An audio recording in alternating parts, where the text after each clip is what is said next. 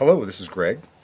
Today I am selling on eBay a holder slash caddy for the T7 multifunction tester.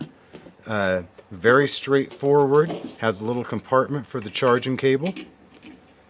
Put some holes up here. It came with some components, and some people are going to want to keep everything together, so I just put some holes in here that you can stick these things into if you want. I'm going to go ahead and fill them up just because they're here. And we probably don't want to make a 30-second video. I mean, how much we got to say about a holder. Once everything is in it, the holder, it fits right in.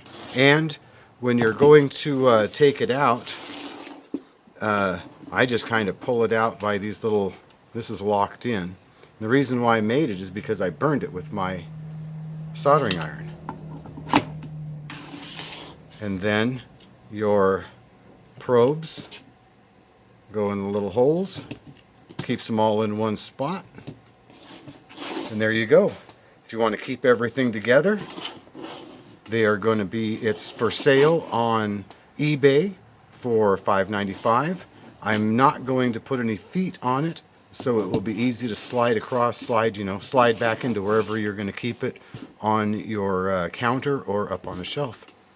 So, hope you're interested. Thank you for your time.